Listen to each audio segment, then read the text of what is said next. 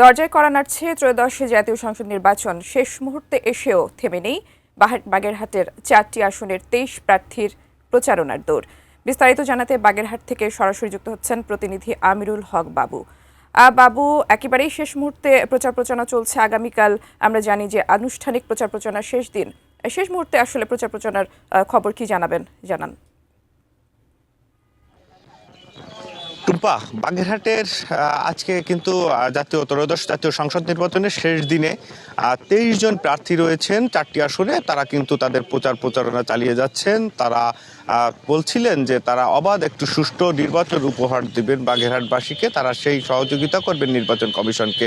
একই সাথে নির্বাচন কমিশনের যে দায়িত্বপ্রাপ্ত কর্মকর্তারা রয়েছেন তারা কিন্তু বলছেন যে তারা একটা অবাধ সুষ্ঠু নির্বাচন উপহার দিবেন। কিন্তু সেই যদি একটু বলি যে সেই যা পরিবেশটা কিন্তু অনেকটা ছিল বাগেরহাটে, কিন্তু গত 2-3 দিন ধরে কিন্তু এই পরিবেশটা নাই। এই যে আমি এখন যেখানে আছি বাগেরহাটের 4 আসনে অর্থাৎ মোড়লগঞ্জ শরণখোলা, এই আসনটিতে গতকালকেও কিন্তু জামাত প্রার্থী যিনি রয়েছেন তিনি অভিযোগ করেছেন যে তার বহরের মোটরসাইকেল ভেঙে পোড়ানো হয়েছে। বাগেরহাট 2 আসনেও একাধিকবার যিনি বাগেরহাটের এমপি ছিলেন তিনি একাধিকবার সংবাদ সম্মেলন করেছেন এসব নিয়ে।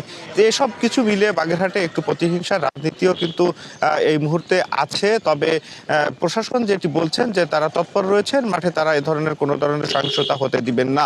তবে পাশাপাশি এই যে বাগেরহাট 4 আসন, এই আসনে একজন প্রার্থী রয়েছেন সাজন কুমার মিস্ত্রি। তিনি জাতীয়তাবাদী দল থেকে নির্বাচন করে আসছেন। বিগত 3টি নির্বাচন তিনি পার করেছেন। তবে সে কিন্তু সবসময় মাঠে থাকেন। আমরা যেমনটি দেখেছি যে বাগেরহাট 4 আসন, এখানে কখনো কখনো প্রার্থীরা ভোট বর্জন করেন বা ভোট থেকে মনোনয়নপত্র প্রত্যাহার করেন, কিন্তু এই প্রার্থী কিন্তু কখনোই তিনি মনোনয়ন প্রত্যাহার করেননি, ভোটে থেকেছেন। তিনি বলেন যে সাধারণ মানুষ তার যেন এই মানুষের থেকে বিভিন্ন অনাচার থেকে মুক্তি পায়, সেই কারণেই তিনি মাঠে থাকেন এবং সাধারণ মানুষের কাছেও তার কিন্তু মোটামুটি জনপ্রিয়তাও রয়েছে।